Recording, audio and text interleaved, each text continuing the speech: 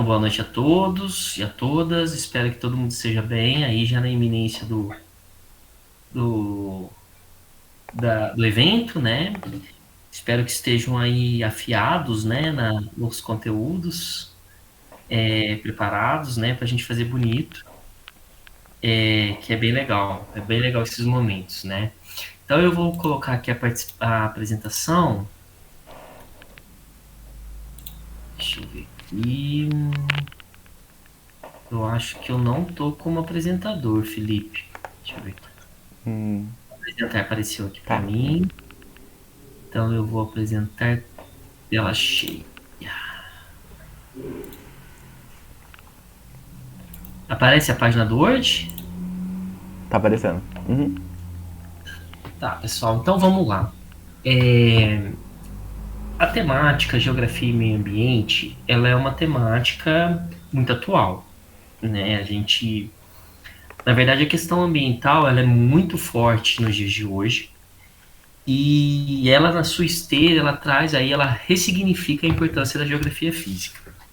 Na verdade, a geografia física, ela é o terror das aulas de geografia, porque ela sempre foi aplicada com aquele tanto de nome, de decorar nome de rio, né? E a gente sabe que isso, embora seja um conhecimento estratégico, se não for pensado da forma correta, fica só na memorização, isso aí se torna, de certa forma, um conhecimento quase que inútil, né? Por quê?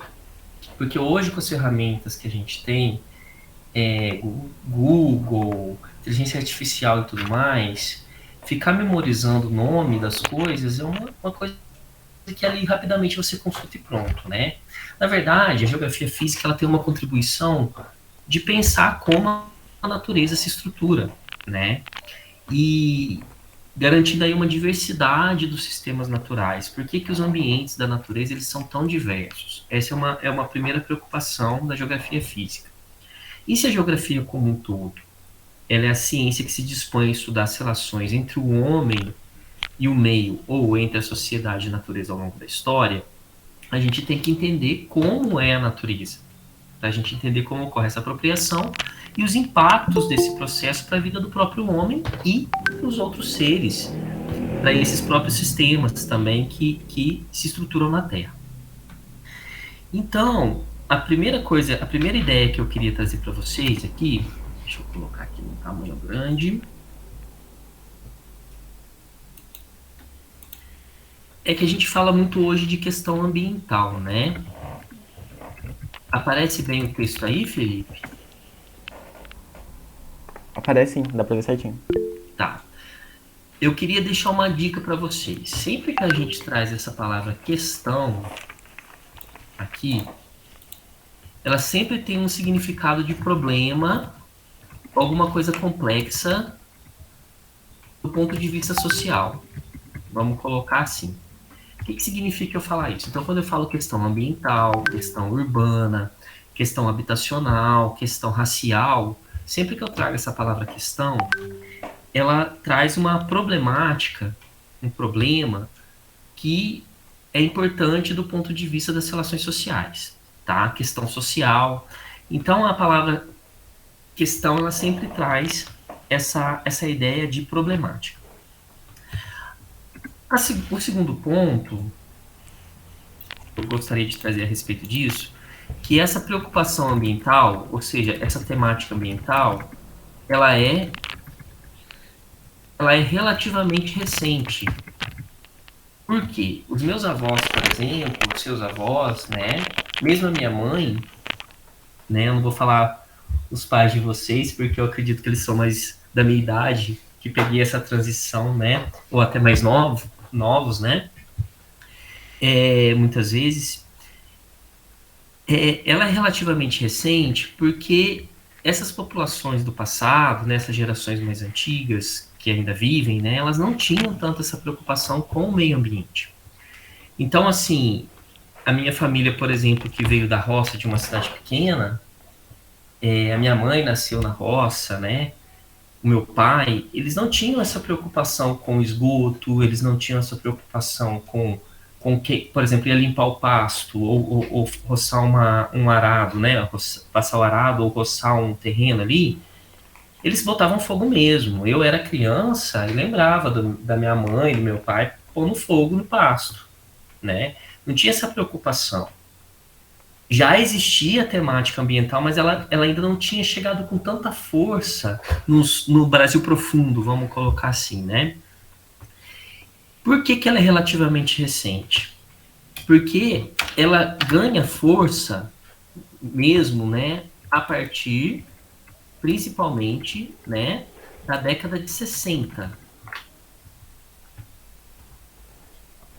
Ela começa na década de 60, esse corpo que a gente toma conhecimento hoje, mas ela se intensifica na década de 70. E hoje é impossível falar de qualquer coisa sem essa preocupação ambiental. Mesmo que a gente reconheça que existe essa questão ambiental, que existe essa discussão toda, essa importância, hoje já existem produtos com selo verde, as empresas exigem aí, né, esse conhecimento ambiental, os concursos públicos exigem isso, a gente estuda isso na escola, né, ou na faculdade. Isso tem uma preocupação que é uma coisa que veio para ficar, que é a nossa relação com o meio ambiente, tá? Por que na década de 60?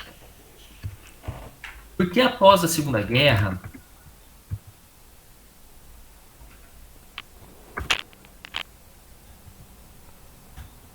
o capitalismo entrou num período chamado de os Anos Gloriosos,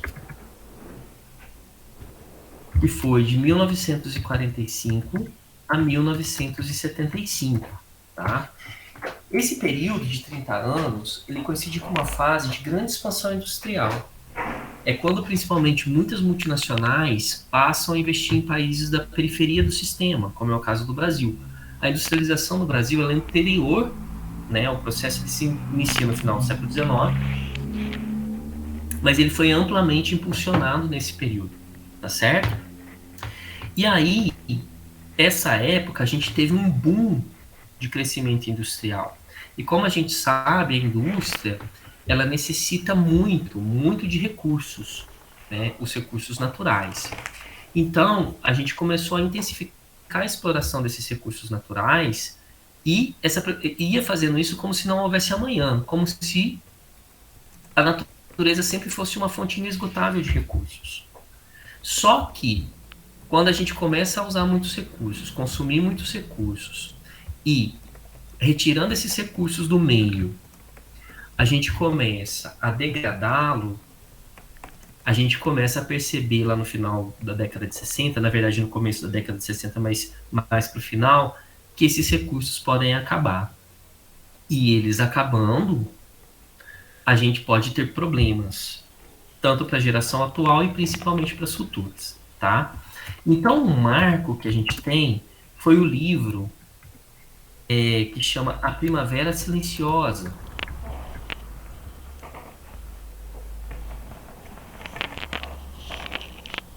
Raquel Carson. Ela era uma bióloga. E ela chamou atenção nesse livro, que vocês conseguem até ver na internet, né?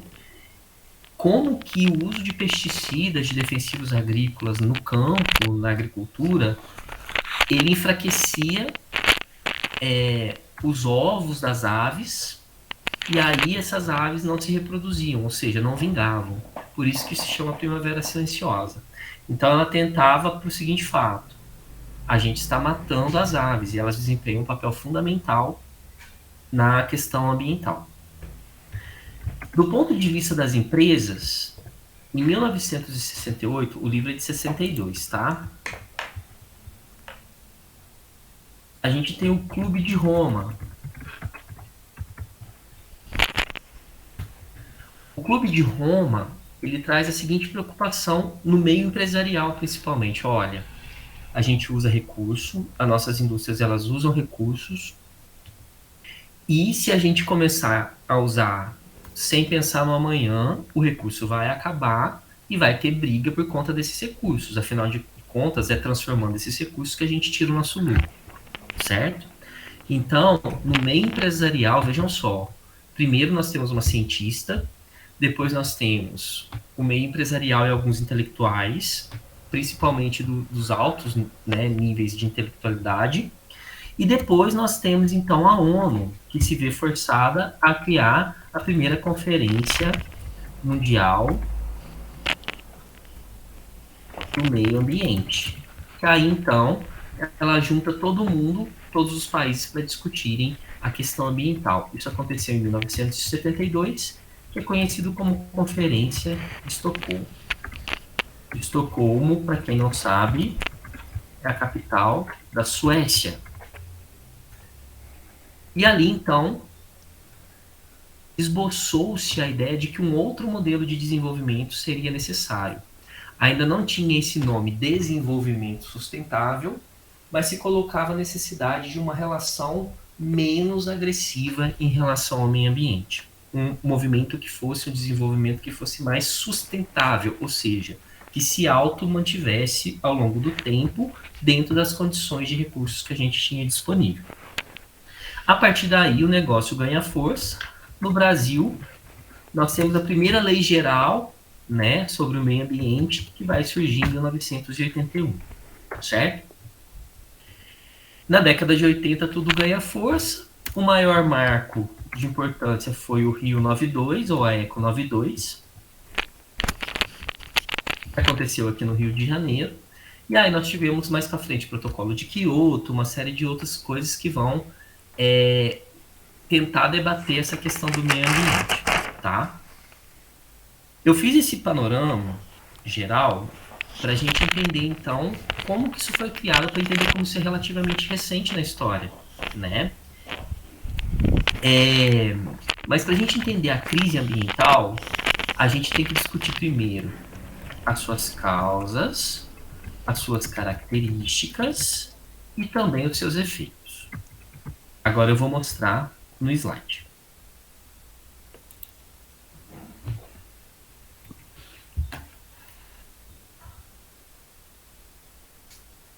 Então, olha só, essa percepção que a gente tem, né, que a gente está numa crise ambiental, ela começa lá no final da década de 60, mas principalmente a partir da década de 70, né? E quais eram os indícios disso? Né? Um crescimento vertiginoso da população, ou seja, a gente teve uma série de avanços na medicina, no saneamento básico, que são coisas boas, se a gente for ver, muito boas, importantes, né? Que levaram que o crescimento vegetativo da população, ou seja, as pessoas passaram a viver mais. E isso, junto com a proliferação, né, assim, a multiplicação de pessoas pelo mundo, mais pessoas consumindo, né, mais peso sobre os recursos naturais. A gente teve também um aumento da urbanização na segunda metade do século XX. A gente tem que lembrar que pessoas que moram nas cidades, elas consomem mais recursos do que as pessoas que vivem no campo, né, em geral. O industrialismo, que eu falei, né, que assim, muito uso da indústria, muitos produtos industrializados, muita transformação de recursos naturais em mercadorias. As desigualdades entre os lugares, aumentou-se a disparidade entre um norte rico e desenvolvido e um sul mais empobrecido. A degradação dos sistemas naturais, porque eu vou retirando minério, eu vou usando água, eu vou produzindo esgoto, eu vou queimando florestas, eu vou usando pesticidas, isso vai degradando os sistemas naturais. Da mesma forma que a gente vai eliminando organismos, né? E criando muitas vezes desastres ambientais. O que é um desastre ambiental? Desastre ambiental é um evento em que é geralmente muito rápido, mas não necessariamente precisa ser rápido, em que eu tenho uma grande destruição, uma grande degradação do meio. A escala é muito forte, né? Um exemplo que a gente tem, por exemplo, é o rompimento das barragens de Mariana e Brumadinho. Aquilo foram desastres ambientais. Ou o acidente nuclear em Chernobyl, em Fukushima, todos esses são desastres ambientais. Aqui é interessante a gente ver, eu queria chamar a atenção para esse gráfico costuma cair muito em vestibular e também no Enem, o padrão de crescimento demográfico no mundo ao longo dos séculos. Tá? Aqui nós temos o número de bilhões de habitantes e aqui uma escala temporal por séculos. que vai do ano 1000 até uma expectativa aí do ano 2100. O que eu quero ressaltar para vocês é que até aqui, mais ou menos, 1700, a gente tem uma mesma quantidade, um crescimento, praticamente uma manutenção, uma constância na quantidade de pessoas, abaixo dos 2 bilhões de habitantes na Terra, tá? Aqui, em 1700 a 1800, a gente tem uma tendência ao aumento, ao acréscimo de população, mas ainda abaixo dos 2 bilhões, tá? Que vai chegar só aqui em 1900. Prestem atenção.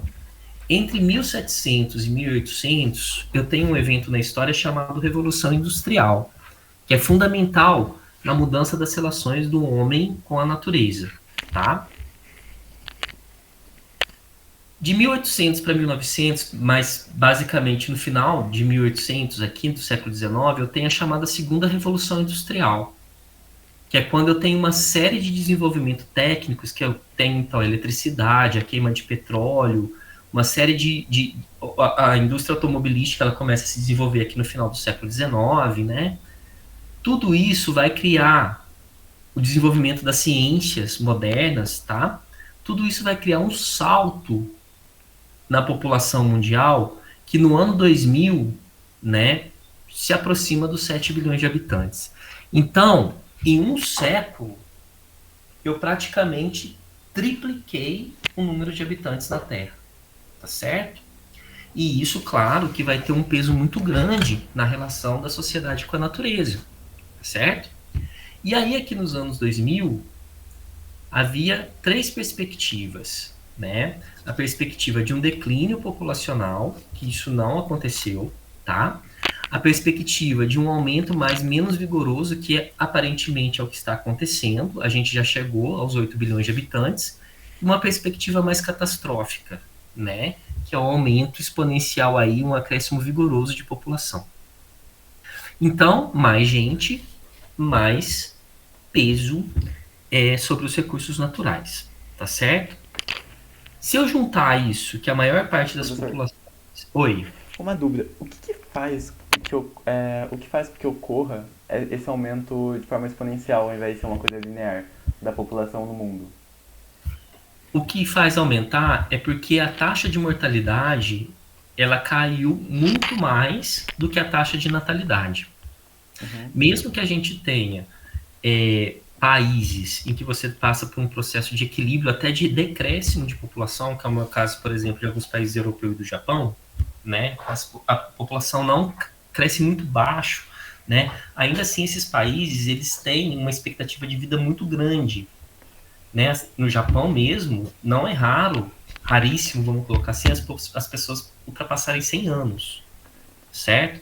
Nasce pouco, mas morre muito, muito depois, né? Vive muito mais do que antes, né? Então, assim, as pessoas ficam mais tempo, digamos assim, na Terra, vamos colocar assim, né? E outros lugares da Terra, como é o caso do continente africano, que ainda tem, sim, taxas de mortalidade elevadas em alguns lugares, ainda assim as taxas de natalidade superam. Então, o que acontece? As pessoas vivem mais, mas, de modo geral, as taxas de natalidade ainda são maiores do que as taxas de mortalidade. Então, há um acúmulo de pessoas no planeta, entendeu? Certo. A expectativa média, na Idade Média, por exemplo, dificilmente ultrapassava os 40 anos, né, uma pessoa adulta. Hoje, a média, por exemplo, do Brasil chega, não sei se chegou a ultrapassar, mas chegava a 79 anos de um brasileiro médio, né? Eu acho até que já atualizou um pouco esse dado. No Japão e outros países chega a 90, 98, 100, passa dos 100, né, algumas pessoas. Então, assim, é mais gente na Terra, entendeu? Entendi. Beleza. Mas aqui nesse gráfico aqui são estimativas, tá? Isso aqui ainda não foi comprovado. Tá? Isso aqui são hipóteses. Essa linha verde, essa linha vermelha e essa linha azul. São comportamentos possíveis, vamos colocar assim, tá? É uma previsão, um prognóstico. Então, se eu juntar que a maior parte da população que nasce ou que já é viva, ela passa a viver em cidades, e se eu considero que o modo de vida urbano ele usa mais recursos naturais que o modo de vida no campo, certo? Então eu tenho uma situação que pesa ainda mais sobre os recursos naturais, tá? Então, vejam só, aqui o panorama da urbanização em 1970, que é quando a questão ambiental ela ganha corpo, tá? A gente tem as megacidades aqui, ó, em vermelho, tá? Quanto mais avermelhado, maior a cidade, tá? Vocês podem observar o tamanho dos círculos aqui, ó. Eu tinha, sim, algumas megacidades, mas elas eram concentradas sobretudo no hemisfério norte, tá? Com destaque aqui para o continente europeu, os Estados Unidos e aqui o Japão, né? Mais China e Índia. E alguns pontos isolados, como São Paulo, Rio de Janeiro, aqui Buenos Aires. E o continente africano ele era majoritariamente rural, tá? Do ponto de vista das expectativas, vejam só a mudança. A gente passa a ter um maior número de megacidades, que tem muita população, a perspectiva para 2030, e elas passam a se proliferar ainda mais, principalmente na América Latina e no continente africano, na China e na Índia. A Índia já ultrapassou a China na quantidade de população, né? Já ultrapassou ou está ultrapassando? Eu acho que já ultrapassou, né? Recentemente. Depois eu atualizo esse dado com vocês, mas a perspectiva era que ultrapassasse. Eu acho que já está por aí. Se não aconteceu, vai acontecer, de acordo com as estimativas. Então, grandes cidades, muita gente concentrada, muito impacto ambiental, muito uso de recursos naturais. Então, população urbana é uma outra questão. E aí nós temos o padrão de desenvolvimento, tá? Que a gente tem uma desigualdade no uso dos recursos. E é aí que vem a geopolítica, tá certo? Por quê? O padrão de consumo de alguns povos é diferente do de outros, tá certo? Então, para eu manter um índice de desenvolvimento elevado, geralmente eu uso muito recurso. Então, é muita água que se usa, alimentos diversificados, muita energia se gasta para manter, por exemplo, a indústria, o comércio, o lazer. Nós temos também aí a questão das pesquisas, o transporte, né? Então, é muita coisa envolvida. E eu tenho outros países que não têm esse mesmo padrão. Eu estava lendo um livro hoje que chama justamente O que é Meio Ambiente, tem na biblioteca, é um livro bem bacana. Ele é da época da Rio 92, é interessante a gente fazer uma leitura para atualizar, né? Ele até coloca aqui como exemplo, o Coetzel, que é o autor, que se todo mundo usar papel higiênico no mundo, a gente vai ter um impacto ambiental enorme. Pense, papel higiênico é uma coisa banal hoje em dia pra gente, né? Mas a gente sabe que tem muitos países africanos que as pessoas mal têm acesso à água. Quiçá, né? O papel higiênico, vamos colocar assim, né? Muitos ainda usam fossas sépticas, não tem nem um sanitário. Então, assim, se a gente tiver todo mundo utilizando o mesmo padrão de consumo, de calorias, por exemplo, será que o planeta suporta? Tá? Então eu faço aqui um paralelo para a gente entender o problema ambiental do ponto de vista geopolítico, que é a grande questão que se coloca, tá? A gente tem a consciência de que como as coisas estão, a Terra não aguenta. Essa é uma questão. Então, assim, se todo mundo consumir calorias, energia, recursos naturais, como um americano, um japonês ou um suíço, né, o planeta não aguenta. Não tem recurso. Não tem, tá? A gente ia predar todos os recursos numa velocidade enorme. Porém, é justo se falar, é ético se falar para um cara que nasceu lá na Etiópia, né, num país africano, no Zimbábue, ou na República Centro-Africana, no Bangladesh, que são países extremamente pobres, que eles não têm direito a ter acesso a uma vida melhor, a utilizar mais energia, mais água, mais recursos, porque o planeta não aguenta? Essa é uma questão, né? Mas a gente não precisa pensar nem na escala global. Se a gente pegar um paulista médio e um piauiense médio, vamos colocar assim, uma média, que a gente tem aqui em São Paulo um consumo muito maior de energia, um mercado consumidor muito mais robusto, né? Usamos muito mais recursos do que um piauiense médio. É justo que o piauiense não tenha um padrão de vida similar ao paulista? Médio. Estou falando médio, tá? E mais ainda a gente pode descer na escala, né? Por exemplo, a gente tem na cidade de São João da Boa Vista pessoas que têm uma série de condições, né, que consomem uma série de coisas e pessoas que moram na rua, né? Será que essas pessoas que moram na rua, elas também não teriam, né, a possibilidade de ter acesso igual, assim, aproximar mais o padrão de consumo? Então, essa é uma questão que se coloca na questão ambiental. A questão ambiental, antes de tudo, ela é uma questão social. É isso que a gente tem que entender. Se a gente esvaziar a discussão ambiental do seu caráter social, ela vira uma ideologia vazia, tá? Não adianta nada você defender uma árvore, claro, a árvore tem que ser protegida, ela tem que ser protegida, né?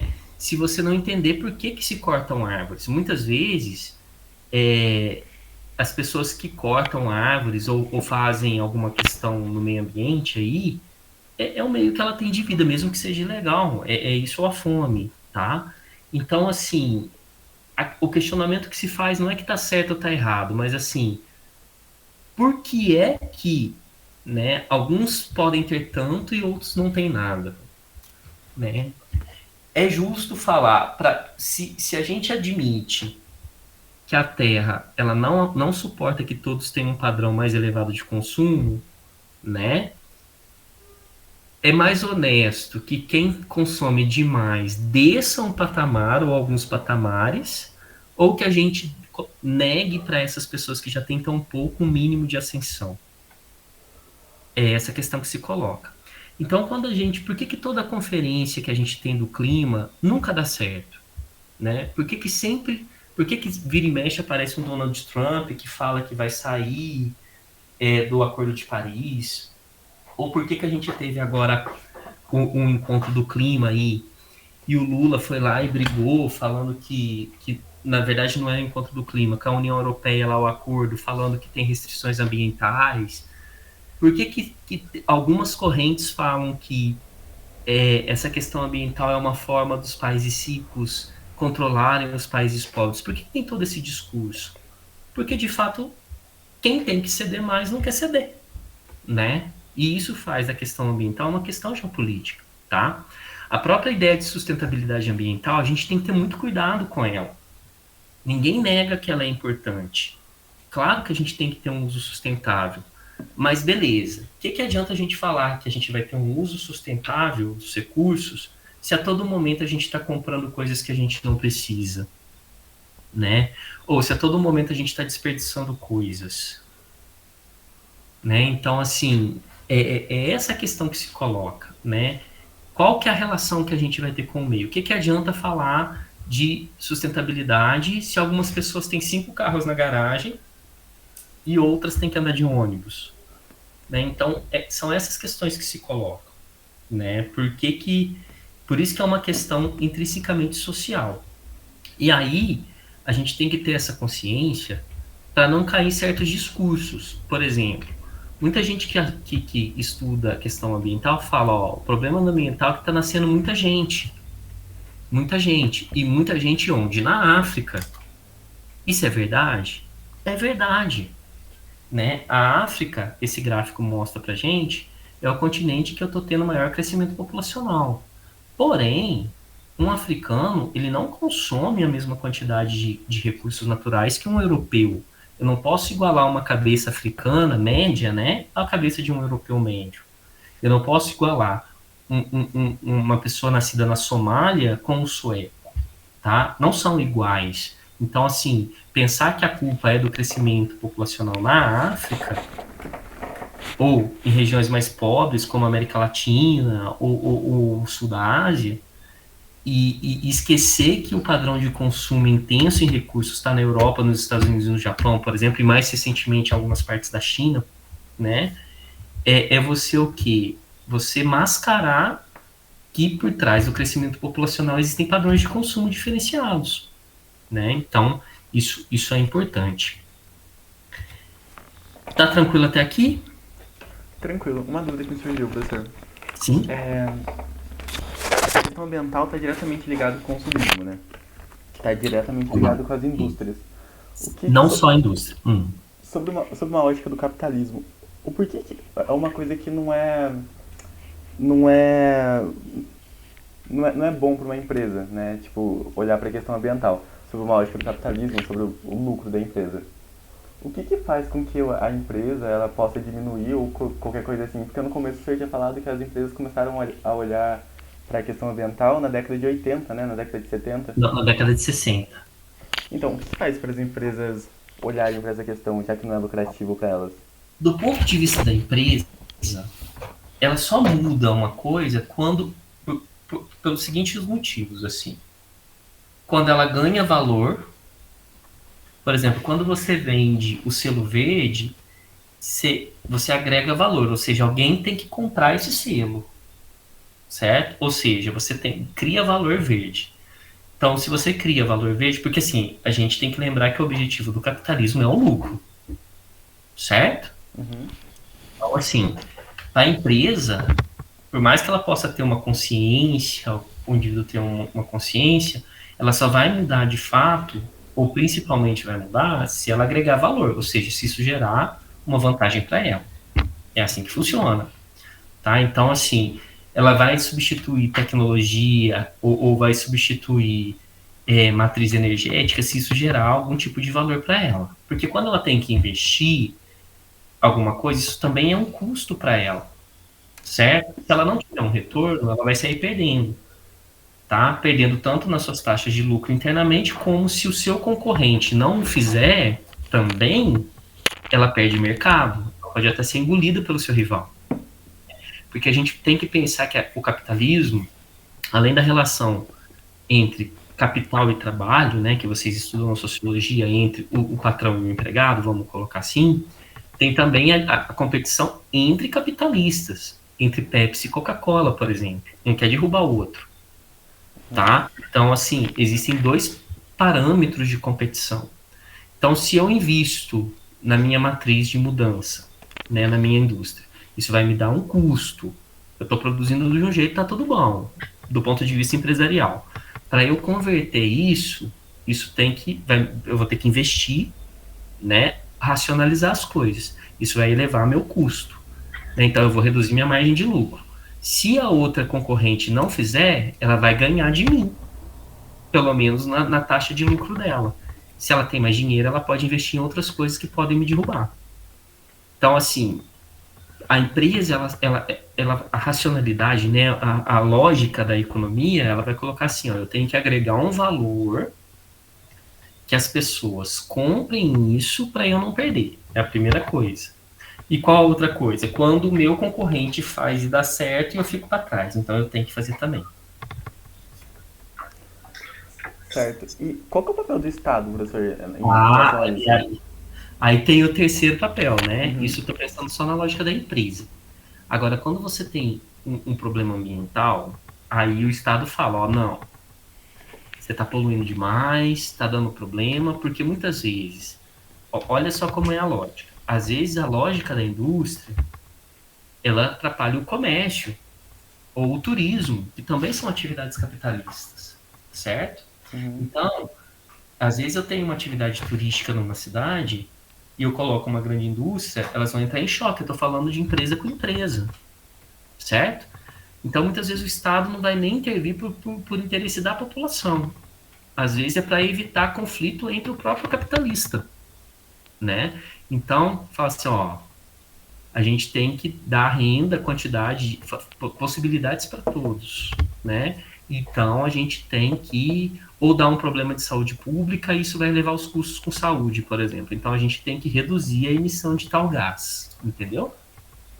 E aí o Estado, ele tem um papel de regulação, né? Então, ele pode regular essas atividades. Então, em cima do interesse da empresa, ele coloca as suas condições. Ele é como Certo. se fosse um árbitro, Uhum.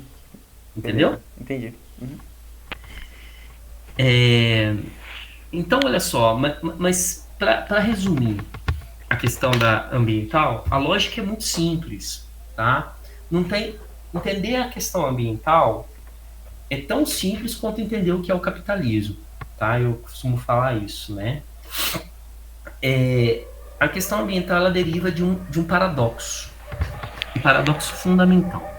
Qual que é esse paradoxo? De um lado, eu tenho o tempo da natureza, o tempo dos sistemas da Terra, né? Que é o que? O tempo do ciclo hidrológico, não é? O tempo do ciclo do carbono, que é mais longo, né? No caso, por exemplo, quando eu transformo matéria orgânica em petróleo, ou em carvão natural, ou quando eu tenho aí a questão do tectônica, ou a formação de montanhas, de solo, tudo isso é um tempo muito mais lento, né? A reciclagem da matéria, seja inorgânica ou seja os seres vivos, é um outro tempo, tá? Mas o tempo da economia é o tempo rápido. Tempo é dinheiro. Tem esse slogan, né? Tempo é dinheiro. Então a gente tem um conflito entre o tempo lento da natureza e o tempo rápido e veloz da economia. A crise ambiental que a gente tem, ela é fruto disso. Por quê? Porque a gente tem uma velocidade no uso dos recursos que não tem como ciclar, não tem como reciclar na natureza. Tá certo? Então a pressão é tão grande e a gente não. Porque assim, o capitalismo ele precisa do consumo. Se você não consome, você não produz, a mola não gira, tá? É a obsolescência programada, por exemplo, tá? Então, assim, a gente já cria um produto sabendo que ele tem uma vida útil. Antigamente se produzia geladeira era aquele canhão, né? Mas durava um tempão. Para a empresa, não é interessante você ter um produto que dura muito, dura bastante, né? Porque senão as pessoas vão ter a sua geladeira e não vão comprar outra. Né? Então, o capital ele tem que girar. Né? Então, você tem que comprar. É o consumismo que a gente chama. Né? Porém, o recurso ele é finito. Né? Mesmo aquilo que a gente chama de recursos renováveis, que se reciclam na escala da história do tempo humano, por exemplo, como é o caso da água, isso é relativo, porque dependendo da quantidade, da velocidade do uso, começa a faltar, né? Um exemplo que a gente tem é o caso da desertificação. O que é a desertificação? Né? A desertificação é quando você usa tanta água ou você esgota tanto solo que deixa de ser produtivo, né? Isso já acontece em partes do Brasil, no Nordeste e no Rio Grande do Sul principalmente, ou na Amazônia, né? Quando a gente tem aí o solo que é pobre, né? E você tira o mecanismo de reciclagem da matéria orgânica, que é a floresta, né? Você expõe esse solo a processos de erosão e ele perde a sua fertilidade e aí você acaba não conseguindo plantar com o rendimento desejável naquele solo. Você tem que desmatar mais um pedaço de floresta. Então, assim, a ideia é essa, né? A crise ambiental ela é filha desse processo, né? De um paradoxo entre um tempo mais lento, mais moroso da natureza e um tempo veloz, rápido do consumo e da economia, certo? E a questão geopolítica que se coloca aí social é que dentro do padrão de consumo, a gente não tem o mesmo padrão de consumo entre as classes sociais, não temos o mesmo padrão de consumo entre as regiões de um país e nem, obviamente, entre os países, tá? A queda de braço que tem na questão ambiental em relação a isso, tá? Então, para quem fala que a questão ambiental é um mimimi, né? O que a gente tem que pensar? Que eu costumo sempre falar nas minhas aulas, né? Que a questão ambiental é igual briga de irmão, né? Então você tem uma briga de irmão, né? Ou seja, você tem a violência, teve a briga, né? Só que quando a gente vai discutir as responsabilidades, quem começou, quem tem que ser punido, aí cada um conta a sua versão, tá? Então, para quem acha que a crise ambiental, o aquecimento global, essas questões todas não existem, a gente tem que entender que sim, existe. Nessa analogia que eu fiz, seria o fato a briga. Existe o problema, né? Mas a questão das responsabilidades é que é o X da questão e que coloca um caráter geopolítico nisso aí. por exemplo, quem vai pagar nessa queda de braço que existe entre os países ricos e pobres, né? Tá, vocês querem que a gente mantenha as nossas florestas, que a gente preserve as nossas florestas. As nossas florestas, sim, elas são importantes, né? Dizem os países pobres, né? Mas elas também são uma fonte de recursos que a gente precisa explorar, porque boa parte da nossa população é pobre, né? Então a gente precisa desses recursos para a gente ter uma condição de vida mais semelhante com a de vocês. Ah, não, mas se vocês não fizerem, se vocês fizerem isso, todo mundo vai sair prejudicado, né? Por quê? Porque o planeta não dá conta, tal. Até aí tudo bem. Aí o que os países pobres falam? Tá, mas vocês já gastaram as florestas de vocês e nós temos uma condição de vida muito inferior à de vocês, na média, né? Como que então vocês, para a gente preservar as nossas florestas pelo bem de todos, como vocês vão nos ressarcir, né? Como vocês vão nos compensar? É aí que está a questão, né? Para a gente manter as florestas, né? Esses países colocam ou os recursos, né? Como que vocês vão nos compensar para que a gente não use, mas que a gente possa ter um padrão de vida melhor, tá? E aí nunca sai nada, gente. Nunca sai nada. Fica só no papel. Porque na hora do vamos ver mesmo, não tem compensação, a floresta continua sendo destruída, né? E mesmo esses países pobres, a gente tem que relativizar, porque mesmo nesses países pobres, quando falar, mas a gente precisa desses recursos, a gente quem, né? Quem que vai se apropriar desses recursos? Uma parcela da população ou a população que de fato precisa? Né? Então a gente tem que relativizar tudo aí de acordo com os contextos de cada país. Tá certo? Então, só para explicar o que é o desenvolvimento sustentável, surge lá em 87 esse termo, né? Ele é aquele desenvolvimento que visa atender às necessidades da geração presente sem comprometer a habilidade das gerações futuras de atender suas próprias necessidades. Ou seja, a gente precisa usar os recursos de forma consciente, de forma regrada, né? Com cuidado, só aquilo que precisa. Professor, deixa eu tirar uma dúvida. Sim? O senhor falou sobre a reunião dos países, né, para falar da questão climática. Sim. A COP está diretamente ligada a isso, né? Sim, a COP são as cúpulas do clima. O senhor poderia comentar? Claro. É interessante essa questão, porque a questão ambiental, ela surge... A ideia de ambiente é sempre uma ideia de integração, tá? Ela é uma ideia, assim, o ambiente é um conjunto de coisas integradas. Solo, água, seres vivos, ar, tudo, né? E ela vinha sendo sempre discutida em conjunto até principalmente a década de 90, tá? Em 1997, você tem o protocolo de Kyoto no Japão.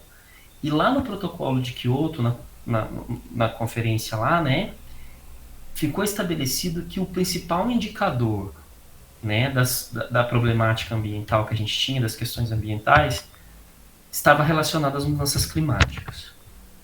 Tá? É como se você tivesse doente, né, e aquele sintoma mais importante, né, quando você tem, por exemplo, uma infecção, né, o sintoma mais importante seria a febre, né?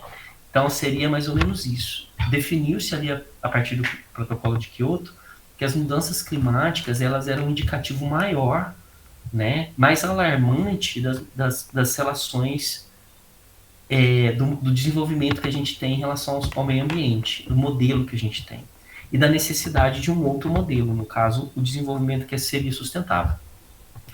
E aí as cúpulas do clima, elas servem, né, para cada vez ir avaliando o que mudou e o que precisa ser feito para que a gente não eleve a temperatura média do planeta, né, que a gente não intensifique o aquecimento global, né. A COP, né, que é a Cúpula do Clima de Paris, ela foi emblemática nesse sentido porque ela estabeleceu limites de emissão de gases do efeito estufa por países, por exemplo, ou por grupos de países, tá? Inclusive o Donald Trump, uma das primeiras coisas que ele fez foi o quê? Foi sair do Acordo de Paris, né? Por quê? Porque os Estados Unidos começaram, de certa forma, a perder espaço para a China, né? A China ela começou a, a ganhar espaço na geopolítica global e os Estados Unidos precisavam, na cabeça do Trump, né, recuperar aquilo ali, né? Então ele queria trazer de novo os empregos e, de certa forma, algumas indústrias para os Estados Unidos, né? E isso, como fazer isso? Restringindo a capacidade de poluir dos americanos, né? Ou de comprar carros ou de queimar petróleo. Então, era essa a ideia, tá? Certo. Uhum. É essa a ideia. E é uma queda de braço, pessoal, assim, que dificilmente vai se resolver no curto prazo. Por quê? Porque o cerne do problema não é o aquecimento global. O cerne do problema é a necessidade de consumir, gastar recursos naturais e as desigualdades sociais, né? É uma questão fundamentalmente social e geopolítica, tá? Mas isso quer dizer o quê? Né? Dá a impressão que o negócio não tem solução. Tem solução? Claro que tem, tá?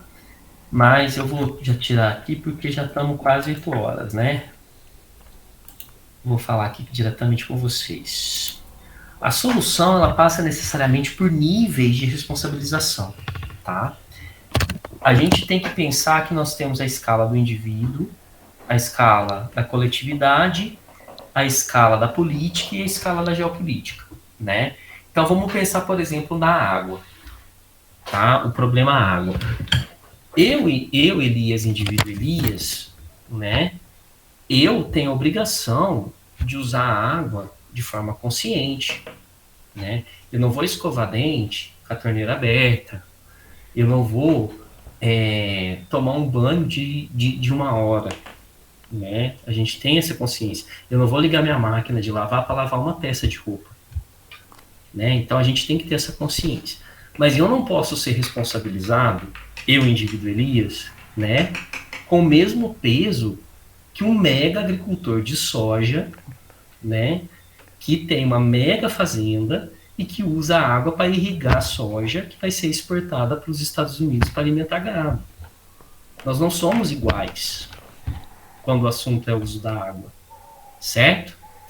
Eu não posso culpar um africano, né, de repente pegar um poço, uma água seca, né, uma área seca, ou de repente explorar um recurso hídrico ali numa área mais árida para sua subsistência, né, com um multimilionário europeu, né, que fica ali esbanjando água na sua piscina. Então, assim, a gente tem que pensar nas escalas do indivíduo, da coletividade. Como coletivo, eu, você, fulano, ciclano, que pensamos no meio ambiente, nós podemos pressionar os nossos governantes, escolher governantes e pressioná-los dentro de uma pauta, né, que siga um uso mais sustentável dos recursos, inclusive da água, né? E aí vai no nível de conscientização. Como consumidores, nós podemos pressionar as empresas a utilizarem processos mais corretos ambientalmente, que economizem água, reciclem água. Isso nós podemos fazer, né? Mas a gente não tem o mesmo peso que o Estado tem, né? Os nossos governantes, de regular as ações dessa empresa, como você mesmo, Felipe, pontuou, né? A questão do Estado. E depois, no ponto de vista geopolítico, né? Um país, né, pobre, como é o caso de Bangladesh, né, não pode ser responsabilizado na questão da água da mesma forma que o Canadá, né? A gente tem que pensar em níveis de atuação, tá? Mas todas elas têm uma liga fundamental. Que liga é essa? É a conscientização e a pressão política, tá? E aí a educação ambiental é um instrumento fundamental nesse sentido, tá bom? É isso, Felipe. Eu acho que eu falei demais. Tá ótimo, professor. Muito bom, professor.